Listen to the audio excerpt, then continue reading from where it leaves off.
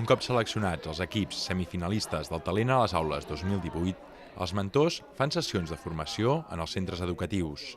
Ara és el moment de convertir la idea inicial en un pla d'empresa i, per tant, l'experiència empresarial juga un paper clau en el procés de superar les debilitats i obstacles de cada projecte. El Guillermo i el Gerard volen desenvolupar unes ulleres que mostrin a les persones sordes les converses del seu voltant en llenguatge de signes.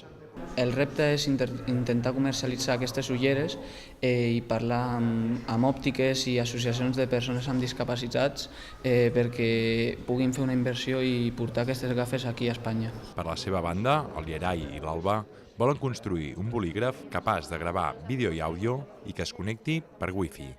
Nuestros principales retos para esta idea es poner la pieza que sería la memoria, porque un boli es un utensilio que es bastante débil y que no pesa mucho, entonces la memoria tendrá que ser bastante pequeña, la cámara también tendrá que ser pequeña para que no pese mucho.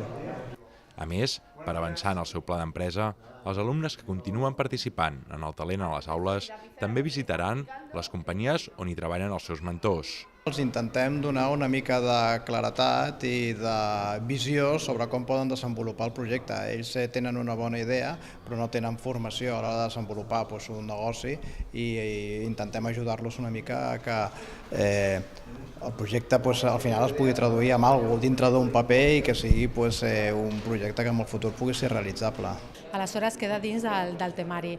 A l'assignatura tant d'emprenedoria com d'economia ells fan una proposta d'empresa.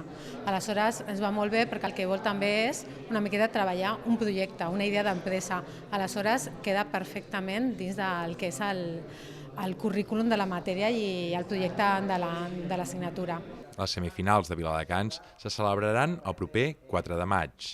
D'allà en sortiran els 6 finalistes que competiran amb els 6 finalistes de Gavà. Aquestes 12 propostes són les que optaran al Gran Premi Final, un viatge de 5 dies a Silicon Valley amb un programa de visites a les empreses més representatives de sectors innovadors.